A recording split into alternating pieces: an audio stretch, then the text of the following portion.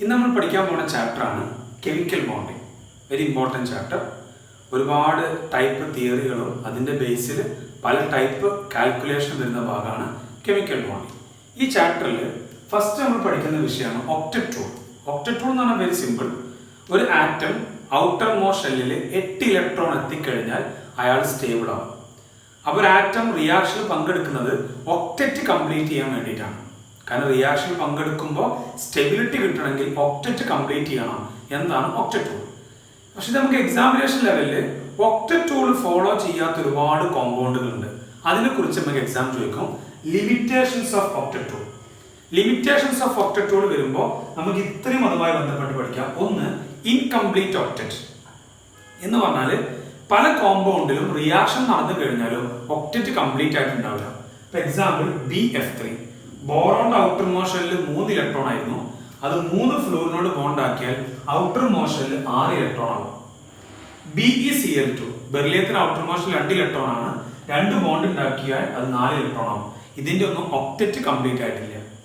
അടുത്തത് expanded octet ആണ്. എന്ന് പറഞ്ഞാൽ ചില കോമ്പൗണ്ടിന്റെ റിയാക്ഷൻ ശേഷം ഒക്ടറ്റ് കടന്നു പോകും. അങ്ങനത്തെ എക്സാമ്പിൾ ആണ് PCl5.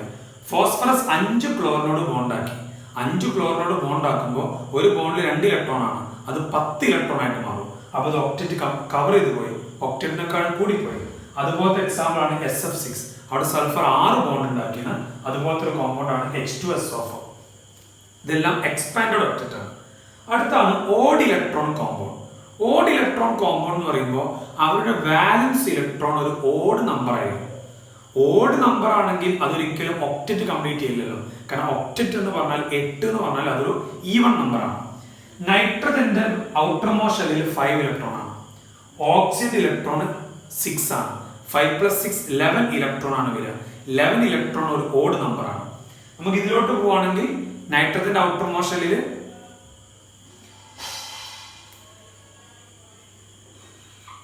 ഈ കോമ്പൗണ്ടിൽ നൈട്രജന്റെ ഔട്ടർ മോസ്റ്റ് ഷെൽ 5 ഇലക്ട്രോൺ ആണ്. ഓക്സിജന്റെ ഇലക്ട്രോൺ 12 ആണ്. അപ്പൊ അത് രണ്ടെണ്ണം വരുമ്പോൾ 12 + 5 17 ആണ്. അപ്പൊ NO ആൻഡ് NO2, N2 അല്ല NO2, NO ആൻഡ് NO2 എന്ന കോമ്പൗണ്ട് ഓഡ് ഇലക്ട്രോൺ കോമ്പൗണ്ട് ആണ്. അടുത്താണ് compound of noble gas. Noble gas പ്രത്യേകത അത് ഓൾറെഡി ഒക്ടറ്റ് കംപ്ലീറ്റ് ചെയ്ത ആളാണ്. അത് വീണ്ടും ബോണ്ടിങ്ങിൽ പങ്കെടുക്കുമ്പോൾ അത് ഒക്ടറ്റ് കടന്നു പോകും. അപ്പൊ നോബിൾ ഗ്യാസ് ഉണ്ടാക്കുന്ന എല്ലാ കോമ്പൗണ്ടും ഒക്ടറ്റ് റൂളിന് ലിമിറ്റേഷൻ ആണ്. ഒക്ടറ്റ് റൂൾ ഫോളോ ചെയ്യാത്ത ആളാണ്. XeF2, KrF2, XeO2 ഒക്കെയാണ് പൊതുവെ ഉപയോഗിക്കുന്ന കോമ്പൗണ്ടുകൾ. പിന്നെ ഒന്നാണ് stability of H2 and He. H2 എന്ന് പറയുമ്പോൾ H ഉം H തമ്മിൽ ബോണ്ട് ഉണ്ടാക്കി. ഹൈഡ്രജന്റെ ഔട്ടർ മോസ്റ്റ് 1 ഇലക്ട്രോൺ ആണ്. H2 എന്ന് പറയുമ്പോൾ 2 ഇലക്ട്രോൺ ആകുന്നുള്ളൂ. ഹീലിയം ഒരു നോബിൾ ഗ്യാസ് ആണ്. ഔട്ടർ മോസ്റ്റ് 2 ഇലക്ട്രോൺ വരുന്നുള്ളൂ. പക്ഷെ സ്റ്റേബിൾ ആണ്, ഒക്ടറ്റ് കംപ്ലീറ്റ് അല്ല. അടുത്താണ് shape of molecule. Shape of molecule explain ചെയ്യാൻ ഒക്ടറ്റ് റൂൾ കൊണ്ട് പറ്റിയിട്ടില്ല. അതിന്റെ ലിമിറ്റേഷൻ ആണ് വരിക. അടുത്തത് റിലേറ്റീവ് സ്റ്റെബിലിറ്റി ഓഫ് മോളിക്യൂൾ. കാരണം ഇവരുടെ അഭിപ്രായത്തിൽ 8 ഇലക്ട്രോൺ എത്തിക്കഴിഞ്ഞാൽ അത് സ്റ്റേബിൾ ആവും. അപ്പൊ 8 ഇലക്ട്രോൺ എത്തിയ എല്ലാ കോമ്പൗണ്ടും ഒരേപോലെ സ്റ്റേബിൾ ആകുമെന്നാണ് ഒക്ടറ്റ് റൂൾ പറഞ്ഞത്. പക്ഷെ അങ്ങനെയല്ല, പല കോമ്പൗണ്ടിനും സ്റ്റെബിലിറ്റി വ്യത്യാസം ഉണ്ടാവും. അതാണ് റിലേറ്റീവ് സ്റ്റെബിലിറ്റി. ആ റിലേറ്റീവ് സ്റ്റെബിലിറ്റിയെ കുറിച്ച് എക്സ്പ്ലെയിൻ ചെയ്യാൻ ഒക്ടറ്റ് റൂളിന് പറ്റിയിട്ടില്ല. ഇത്രയാണ് ഒക്ടറ്റ് റൂളിന്റെ ലിമിറ്റേഷൻസിൽ നമ്മൾ മനസ്സിലാക്കേണ്ട കാര്യം. പിന്നെ നമ്മൾ പഠിക്കേണ്ട വിഷയമാണ് ഫോർമൽ ചാർജ്. ഫോർമൽ ചാർജ് എന്ന് പറഞ്ഞാൽ ഒരു കോമ്പൗണ്ടിലെ ഓരോ ആറ്റത്തിന്റെയും ചാർജാണ് ഫോർമൽ ചാർജ്. മൊത്തം ചാർജ് അല്ല, ഓരോ ആറ്റത്തിന്റെയും ചാർജാണ്. ഈ ഫോർമൽ ചാർജ് കാണുന്ന equation number of വാലൻസ് electron minus ഇത് കോമൺ ആക്കി കൊടുത്തിട്ടുണ്ട് number of lone pair electron plus half into number of bond pair electron. Lone pair, bond pair ഒരുപാട് സ്ഥലത്ത് ആവശ്യമുള്ളതാണ്. ബോണ്ടിങ്ങിൽ പങ്കെടുത്ത 2 ഇലക്ട്രോണിന്റെ പെയർ അതാണ് ബോണ്ട് പെയർ. ബോണ്ടിങ്ങിൽ പങ്കെടുക്കാതെ ബാക്കി വരുന്ന ഇലക്ട്രോൺ അതാണ് ലോൺ പെയർ. ഈ ഒരു ഇക്വേഷൻ പ്രകാരമാണ് ഫോർമൽ ചാർജ് കാണുന്നത്. ഈ ഫോർമൽ ചാർജ് കാണണമെങ്കിൽ ഒരു കോമ്പൗണ്ടിന്റെ ലൂയിസ് ഡോട്ട് സ്ട്രക്ചർ നമുക്ക് വരക്കാൻ പറ്റണം. ലൂയിസ് ഡോട്ട് സ്ട്രക്ചർ വരക്കാൻ എക്സാം ചോദിക്കും. അതിന്റെ ബേസിൽ നമുക്ക് ഫോർമൽ ചാർജ് കാണാൻ പറ്റും. അപ്പൊ നമ്മൾ ഇനി ചെക്ക് ചെയ്യാൻ പോകുന്നത് ലൂയിസ് ഡോട്ട് സ്ട്രക്ചർ എങ്ങനെ കാണുന്നതാണ്. നമ്മൾ NCERT എക്സ്പ്ലെയിൻ ചെയ്ത ഒരു 3 സ്പീഷീസ് ഇവിടെ കൊടുത്തിട്ടുണ്ട്. മിക്കവാറും ഇത് തന്നെയാണ് എക്സാം ചോദിക്കുക. നമുക്ക് ഈ 3 ലൂയിസ് ഡോട്ട് സ്ട്രക്ചർ ചെക്ക് ചെയ്യാം. ലൂയിസ് ഡോട്ട് സ്ട്രക്ചർ ചെക്ക് ചെയ്യാൻ ശ്രദ്ധിക്കേണ്ട കാര്യങ്ങൾ, ഈ കോമ്പൗണ്ടിലുള്ള വാലൻസ് ഇലക്ട്രോണിന്റെ എണ്ണം കൗണ്ട് ചെയ്യാന്നുള്ളതാണ്. കാർബണിന്റെ വാലൻസ് ഇലക്ട്രോൺ 6 ആണ്. ഓക്സിജന്റെ വാലൻസ് ഇലക്ട്രോൺ, കാർബണിന്റെ വാലൻസ് ഇലക്ട്രോൺ 4 ആണ്. ഓക്സിജന്റെ വാലൻസ് ഇലക്ട്രോൺ 6 ആണ്. ടോട്ടൽ 10 ആണ്. ഇനി നിങ്ങൾ ചെയ്യേണ്ട കാര്യത്തിലുള്ളൂ, ഈ കാർബണിനും ഓക്സിജനും ഇടയ്ക്ക് ഒരു സിംഗിൾ ബോണ്ട് കൊടുക്കുക. ഒരു സിംഗിൾ ബോണ്ട് എന്ന് പറഞ്ഞാൽ 2 ഇലക്ട്രോൺ ആണ്. അപ്പോ ഈ 10 ഇലക്ട്രോണിൽ 2 ഇലക്ട്രോൺ ബോണ്ടിങ്ങിൽ പങ്കെടുത്തു. ഇനി എത്ര ഇലക്ട്രോൺ ബാക്കിയുണ്ട്? 8 ഇലക്ട്രോൺ ബാക്കിയുണ്ട്. ആ ബാക്കിയുള്ള ഇലക്ട്രോൺ ആദ്യം ഇലക്ട്രോ നെഗറ്റിവിറ്റി കൂടി ആൾക്ക് കൊടുക്കുക. കാർബണും ഓക്സിജൻ ആർക്ക് ഇലക്ട്രോ നെഗറ്റീവ് കൂടുതൽ, അത് ഓക്സിജൻ ആണ്. അപ്പൊ ഈ ഓക്സിജൻ ഞാൻ കൊടുക്കുകയാണ് 2, 4, 6. നിങ്ങൾ കൊടുക്കുമ്പോൾ ശ്രദ്ധിക്കണം, ഒക്ടറ്റ് കംപ്ലീറ്റ് ആകുന്നവരെ കൊടുക്കാൻ പാടുള്ളൂ. ഇപ്പോൾ ഈ ഓക്സിജന്റെ അടുത്ത് ഒക്ടറ്റ് കംപ്ലീറ്റ് ആയി. ഇപ്പൊ ഈ 6ഉം ഈ 2ഉം കൂടി കൂട്ടുമ്പോൾ 8 ഇലക്ട്രോൺ ആയി. ഇനിയും 2 ഇലക്ട്രോൺ ബാക്കിയുണ്ട്. അത് ഞാൻ കാർബണിന്റെ ലോൺ പെയർ ആക്കി കൊടുത്തു. ഇനി ശ്രദ്ധിക്കണം, ഇതിന് ശേഷം ആരുടെയെങ്കിലും ഒക്ടറ്റ് കംപ്ലീറ്റ് ആവാതെ കിടക്കുന്നുണ്ടോ നോക്കുമ്പോൾ കാർബണിന്റെ ഒക്ടറ്റ് കംപ്ലീറ്റ് ആയിട്ടില്ല. കാർബണിന്റെ അടുത്ത് ഇവിടെ 2 ഇലക്ട്രോണും ലോൺ പെയറും കൂടി 4 ഇലക്ട്രോണും ഉള്ളൂ. അപ്പൊ നിങ്ങൾ ചെയ്യേണ്ടത് ഒക്ടറ്റ് കംപ്ലീറ്റ് ആയ ആളുടെ ലോൺ പെയർ കട്ട് ചെയ്തിട്ട് ഡബിൾ ബോണ്ട് ആക്കി മാറ്റുക. ഇപ്പൊ നോക്കൂ, ഇപ്പോൾ കാർബണിന്റെ ഒക്ടറ്റ് കംപ്ലീറ്റ് ആയിക്കണോ? ഇല്ല, കാരണം മൊത്തം 6 ഇലക്ട്രോൺ ആയിട്ടുള്ളൂ. വീണ്ടും അടുത്ത ലോൺ പെയർ കട്ട് ചെയ്ത് ട്രിപ്പിൾ ബോണ്ടാണ്. അങ്ങനെ നിങ്ങൾക്ക് ഡബിൾ ബോണ്ടും ട്രിപ്പിൾ ബോണ്ടും ഒക്കെ കൊടുക്കാം. ഏത് വരെ? അതിന്റെ ഒക്ടറ്റ് കംപ്ലീറ്റ് ആകുന്നവരെ. ഇപ്പോൾ ഇത് സ്ട്രക്ചർ കംപ്ലീറ്റ് ആയി. ഇതാണ് Lewis dot structure of carbon monoxide. ഇത് ഉപയോഗിച്ചുകൊണ്ടാണ് നമ്മൾ ഇനി എന്ത് ചെയ്യാൻ പോകുന്നത്? ഫോർമൽ ചാർജ് കാണാൻ പോകുന്നത്. ഫോർമൽ ചാർജ് കാണാൻ ഇങ്ങനെ ഒരു ഇക്വേഷൻ ഉണ്ടെങ്കിലും ഞാൻ ഈ പറഞ്ഞ ടെക്നിക് ഉപയോഗിക്കാൻ ശ്രമിക്കാം. Very simple technique. നിങ്ങൾ ചെയ്യേണ്ടത്ര മാത്രം ഈ കാർബണിനും ഓക്സിജൻ കിടക്കുന്ന ബോണ്ട് ബ്രേക്ക് ചെയ്യുക. ബോണ്ടിങ്ങിൽ പങ്കെടുത്ത ഒരു ഇലക്ട്രോൺ ഒരു കാർബൺ ഒരു ആറ്റത്തിന്റെയോ അടുത്ത ഇലക്ട്രോൺ അടുത്ത ആറ്റത്തിന്റെയോ ആണ്. അങ്ങനെയാണെങ്കിൽ ഈ കാർബണിന്റെ കയ്യിൽ എത്ര ഇലക്ട്രോൺ ഉണ്ട്? ഈ 2 ഇലക്ട്രോണും കാർബണിന്റെ ഇലക്ട്രോൺ ആണല്ലോ 2. 3 ബോണ്ടിലായിട്ട് 3 ഇലക്ട്രോൺ. അപ്പൊ കാർബണിന്റെ ഇലക്ട്രോൺ എത്രയായി? 5 ഇലക്ട്രോൺ ആയി. നോർമലി കാർബണിന്റെ ഔട്ടർ മോസ്റ്റ് എത്ര ഇലക്ട്രോൺ ആണുള്ളത്? 4 ആണ്. അപ്പൊ ഈ കാർബണിക്ക് 1 ഇലക്ട്രോൺ കൂടുതലല്ലേ? അപ്പോൾ ഈ കാർബണിന്റെ ഫോർമൽ ചാർജ് -1 ആണ്. 4 ആണ് വേണ്ടത്. 4നേക്കാളും കൂടി ഇലക്ട്രോൺ കൂടുമ്പോൾ നെഗറ്റീവ് ചാർജ് വരും. നമുക്ക് ഈ ഓക്സിജനോട്ട് പോവാം. ഈ ഓക്സിജനും ഇതുപോലെ 5 ഇലക്ട്രോൺ ഉണ്ട്. ഓക്സിജൻ ഔട്ടർ മോസ്റ്റിൽ ശരിക്കും എത്ര ഇലക്ട്രോൺ ആണ് വേണ്ടത്? 6 ഇലക്ട്രോൺ ആണ് വേണ്ടത്. 5 എന്ന് പറഞ്ഞ ഒന്ന് കുറവല്ലേ? അപ്പൊ ഞാൻ +1 കൊടുക്കും. അപ്പോൾ കാർബൺ മോണോക്സൈഡ് കാർബണിന്റെ ചാർജ് -1, ഓക്സിജന്റെ ചാർജ് +1. ഇനി എപ്പോഴും നമുക്ക് എക്സാമിൽ വരുന്ന സംഭവമാണ് O3, ഓസോണിനെ കുറിച്ചുള്ള സ്ട്രക്ചർ. അപ്പൊ ആദ്യം ഓസോണിന്റെ സ്ട്രക്ചർ വരയ്ക്കാൻ നമുക്ക് പഠിക്കാം. ഓക്സിജന്റെ ഔട്ടർ മോസ്റ്റിൽ 6 ഇലക്ട്രോൺ ആണ്. 3 വരുമ്പോൾ മൊത്തം 18 ഇലക്ട്രോൺ ആവും. അപ്പൊ ഇതിലുള്ള വാലൻസ് ഇലക്ട്രോണിന്റെ എണ്ണം 18 ആണ്. നമുക്ക് വരക്കാം. O3യുടെ ആദ്യം സ്കെലട്ടൺ വരക്കുകയാണെങ്കിൽ O single bond O single bond O. ആദ്യം നമ്മൾ കൊടുക്കേണ്ടത് ലോൺ പെയർ സിംഗിൾ ബോണ്ട് മാത്രമാണ്. ഇപ്പോൾ മൊത്തം 18 ഇലക്ട്രോൺ ഉണ്ട്. അതിൽ 2 ബോണ്ടിലായിട്ട് 4 ഇലക്ട്രോണെ ഫിൽ ആയിട്ടുള്ളൂ. ഇനിയും 14 ഇലക്ട്രോൺ ബാക്കിയുണ്ട്. ഇത് 3 ഓക്സിജൻ ആയതുകൊണ്ട് നമുക്ക് ഒരു എൻഡിൽ നിന്ന് ലോൺ പെയർ കൊടുത്തു തുടങ്ങാം. ആദ്യം ഞാൻ ഇയാൾക്ക് ലോൺ പെയർ കൊടുത്തു, ഒക്ടറ്റ് കംപ്ലീറ്റ് ചെയ്തു. പിന്നെ ഈ എൻഡിൽ ലോൺ പെയർ കൊടുത്തു, ഒക്ടറ്റ് കംപ്ലീറ്റ് ചെയ്തു. ഈ സെൻട്രൽ ആറ്റത്തിന്റെ ഒക്ടറ്റ് അവസാനം നോക്കിയാൽ മതി. ഇപ്പോൾ മൊത്തം 8 × 16 ഇലക്ട്രോൺ ആയിട്ടുണ്ടാവും. പക്ഷെ ഇനിയും 2 ഇലക്ട്രോൺ ബാക്കിയുണ്ട്. അത് ഈ ഓക്സിജന്റെ ലോൺ പെയർ ആണ്. നോക്കൂ, ഈ സെൻട്രൽ ഓക്സിജന്റെ ഒക്ടറ്റ് കംപ്ലീറ്റ് ആയിട്ടില്ല. അപ്പൊ ഇനി എന്ത് ചെയ്യണം? ഒക്ടറ്റ് കംപ്ലീറ്റ് ആയ ആളെ ലോൺ പെയർ കട്ട് ചെയ്തിട്ട് ഡബിൾ ബോണ്ട് ആക്കിയാൽ മതി. അപ്പൊ ഈ ലോൺ പെയർ കട്ട് ചെയ്ത് ഞാൻ ഡബിൾ ബോണ്ട് ആക്കി. അത് നമുക്ക് ഈ എൻഡിലും ചെയ്യാം, ഈ എൻഡിലും ചെയ്യാം. സെയിം എഫക്റ്റ് ആണ്. ഇനി ഞാൻ ഇവരുടെ ഫോർമൽ ചാർജ് കാണാൻ പോകണം. ഫോർമൽ ചാർജ് കാണുമ്പോൾ നേരത്തെ പറഞ്ഞ ടെക്നിക്ക് യൂസ് ചെയ്താൽ മതി. ഈ ബോണ്ട് ഇങ്ങനെ പൊട്ടിക്കുന്നു, ഈ ബോണ്ട് പൊട്ടിക്കുന്നു. ഈ ഓക്സിജന്റെ സ്വന്തമായിട്ട് എത്ര ഇലക്ട്രോൺ ഉണ്ട്? 2, 4, 5, 6. ശരിക്കും ഓക്സിജൻ ഔട്ടർ മോസ്റ്റ് എത്ര ഇലക്ട്രോൺ ആണ് വേണ്ടത്? 6 ഇലക്ട്രോൺ ആണ്. അപ്പോൾ 2, 4, 5, 6 കൂടുതലോ കുറവോ ഇല്ലാത്തതുകൊണ്ട് ഈ ഓക്സിജന്റെ ഫോർമൽ ചാർജ് 0 ആണ്. നമുക്ക് ഇനി ആ ലാസ്റ്റത്തെ ഓക്സിജനിലോട്ട് പോവാം. 2, 4, 6, 7. 6 വേണ്ട സ്ഥലത്ത് 7 ആയി. 1 കൂടുതലാണ്, -1. ഇനി നമ്മൾ സെൻട്രലിലെ ഈ ഓക്സിജൻ നോക്കുകയാണെങ്കിൽ 1, 2, 3, 4, 5. 1 കുറവാണ്, +1. ഈ ഓസോണിന്റെ ഫോർമൽ ചാർജ് പലപ്പോഴും എക്സാമിന് ചോദിച്ചല്ലോ. ഇനി 1 more എക്സാമ്പിൾ അവിടെ ഉണ്ട്, NO2-. നിങ്ങൾക്ക് സ്വയം ചെക്ക് ചെയ്യാവുന്നുള്ളൂ. നൈട്രജന്റെ വാലൻസ് ഇലക്ട്രോൺ 5. 2 ഓക്സിജനിലും കൂടി ആയിട്ട് 12. ഒരു മൈനസ് ചാർജ് കിട്ടിയ അർത്ഥം അയാൾ പുറമെന്ന് ഇലക്ട്രോൺ സ്വീകരിച്ചിട്ടുണ്ടെന്നാണ്. അപ്പോൾ ഒരു ഇലക്ട്രോൺ കൂടി ആഡ് ചെയ്യണം. മൊത്തം 18 ഇലക്ട്രോൺ. ഇത് 18 ഇലക്ട്രോൺ ആണ്, ഇതും 18 ഇലക്ട്രോൺ ആയതുകൊണ്ട് ഇതേ രീതിയിലാണ് സ്ട്രക്ചർ വരിക.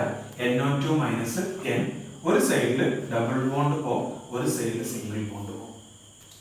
സിംഗിൾ ബോണ്ട് ഉള്ള ഓക്സിജന്റെ കയ്യിൽ 3 ലോൺ പെയർ ഉണ്ടാവും, ഇവിടെ 2 ലോൺ പെയർ ഉണ്ടാവും, ഇയാളുടെ കയ്യിൽ ലോൺ പെയർ ഉണ്ടാവും. ഇതാണ് NO2 മൈനസ് സ്ട്രക്ചർ. നമുക്ക് എന്ത് ചെയ്യാൻ പറ്റും? ഇവരുടെ ഫോർമൽ ചാർജ് കാൽക്കുലേറ്റ് ചെയ്യാൻ പറ്റും. നേരത്തെ ചെയ്ത പോലെ ചെയ്യുകയാണെങ്കിൽ ഈ ഓക്സിജന്റെ ഫോർമൽ ചാർജ് -1 ആയിരിക്കും, ഈ ഓക്സിജന്റെ ഫോർമൽ ചാർജ് 0 ആയിരിക്കും. നമുക്ക് നൈട്രജന്റെ ചെക്ക് ചെയ്യാം. നൈട്രജന്റെ ചെക്ക് ചെയ്യുമ്പോൾ 2, 3, 4, 5. നൈട്രജൻ ഔട്ടർ മോസ്റ്റ് ഇലക്ട്രോൺ ഉള്ളത് 5, ഇപ്പോഴും 5 തന്നെയാണ്. ഇതിന്റെ ചാർജ് 0 ആണ്.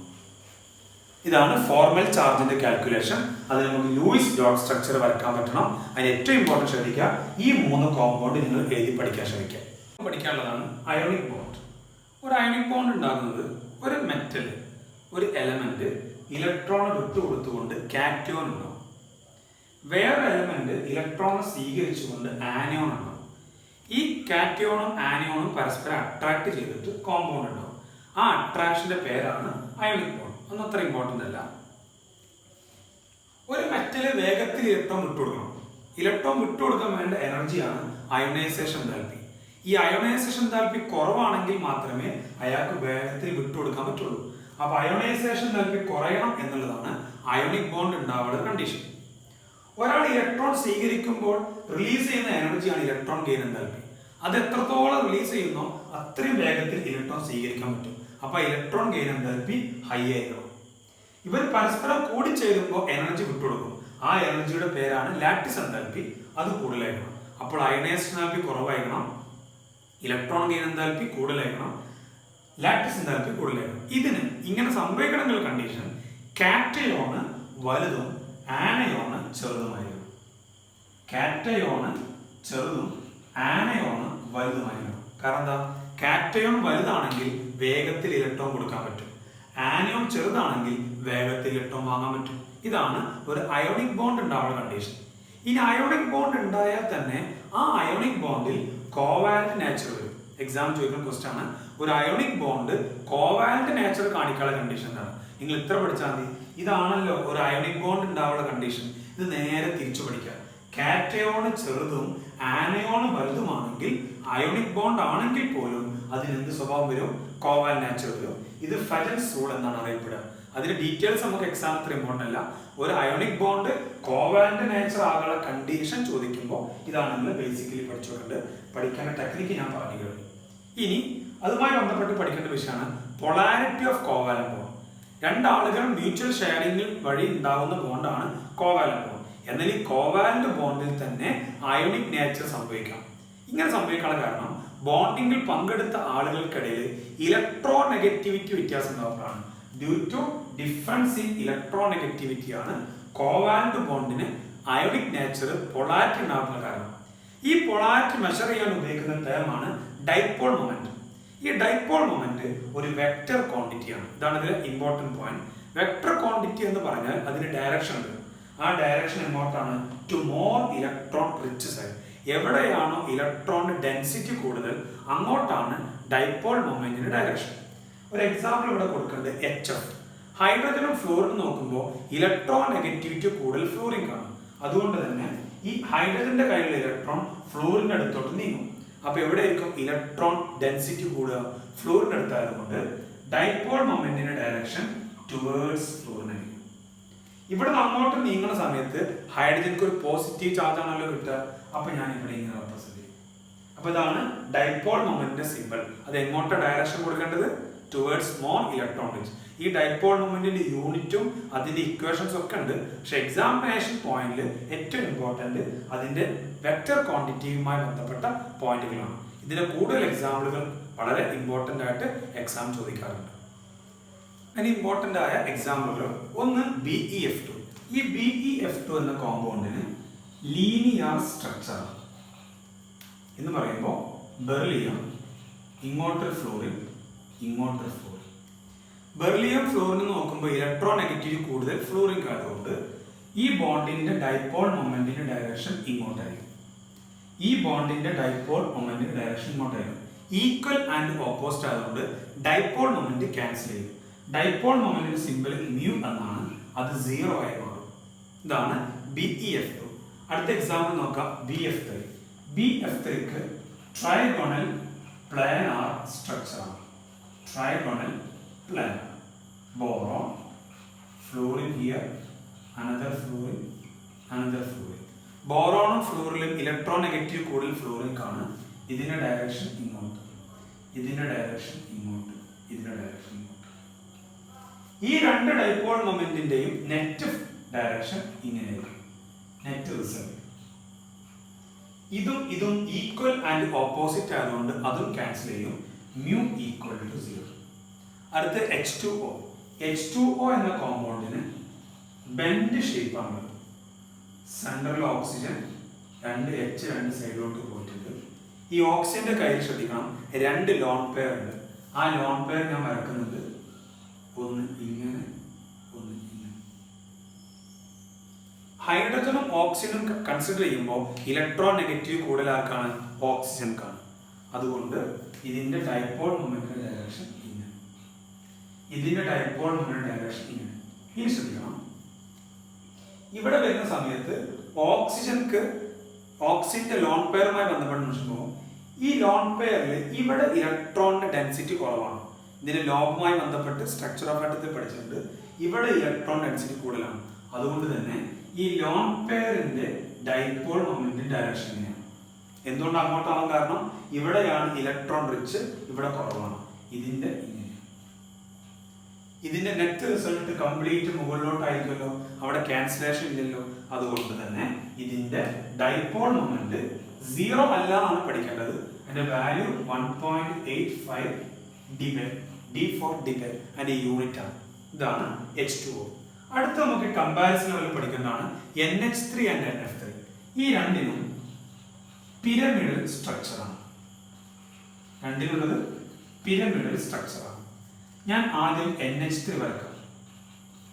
Nitrogen, 3 hydrogen. ഈ നൈട്രജന്റെ കയ്യിൽ ലോൺ പെയർ ഉണ്ട്. നൈട്രജനും ഹൈഡ്രജനും നോക്കുമ്പോൾ ഇലക്ട്രോൺ നെഗറ്റീവ് കൂടുതലാർക്കാണ്? നൈട്രജൻക്കാണ്.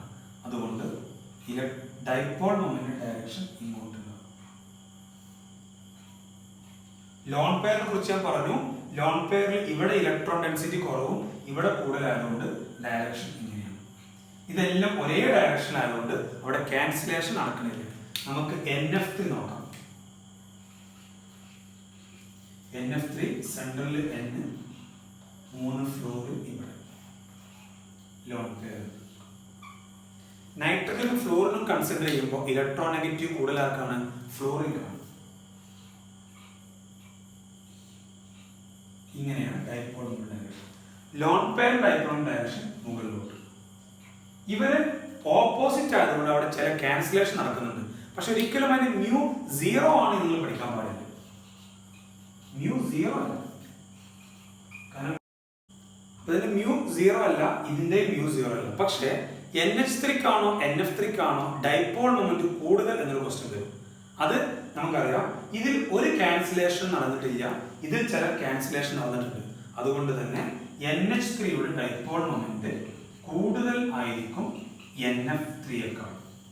ഇതാണ് ഡൈപോൾ മൊമെന്റുമായി ബന്ധപ്പെട്ട് നമ്മൾ പഠിക്കേണ്ടത്. NH3 കൂടാൻ കാരണം അവിടെ ഒരു ക്യാൻസലേഷൻ നടന്നിട്ടില്ല, NF3 ചില ക്യാൻസലേഷൻ നടന്നിട്ടുണ്ട്. ഇത്രയാണ് നമുക്ക് ഡൈപോൾ മൊമെന്റുമായി ബന്ധപ്പെട്ട് പഠിക്കാനുള്ളത്.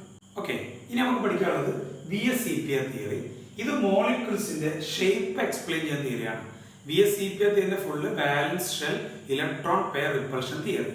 ഈ തിയറി പറഞ്ഞത് ബോണ്ട് പെയറുകൾ, ലോൺ പെയറുകൾ, അവരാണ് ഇലക്ട്രോൺ പെയർ. ബോണ്ടിങ്ങിൽ പങ്കെടുത്ത പെയറും ബോണ്ടിങ്ങിൽ പങ്കെടുക്കാത്ത ലോൺ പെയറും. ഇവർ തമ്മിലുള്ള റിപ്പൾഷൻ കാരണം അവർ മാക്സിമം ഡിസ്റ്റൻസ് കീപ്പ് ചെയ്യാൻ ശ്രമിക്കും. അങ്ങനെ ഡിസ്റ്റൻസ് കീപ്പ് ചെയ്തിട്ടാണ് മോളിക്യൂൾസിന്റെ ഷേപ്പ് കിട്ടുക. ആ മോളിക്യൂൾസിന്റെ ഷേപ്പ് തീരുമാനിക്കുന്നത് due to repulsion between electron pair. എന്നിട്ട് ഒരു ഓർഡർ പഠിക്കാനുണ്ട്.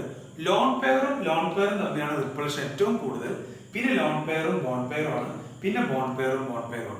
ഇതില് മൾട്ടിപ്പിൾ ബോണ്ടുകൾ വരുമ്പോൾ ഡബിൾ ബോണ്ടോ ട്രിപ്പിൾ ബോണ്ട് വരുമ്പോൾ അതിനൊരൊറ്റ പെയർ ആയിട്ട് കൺസിഡർ ചെയ്യാൻ പാടുള്ളൂ.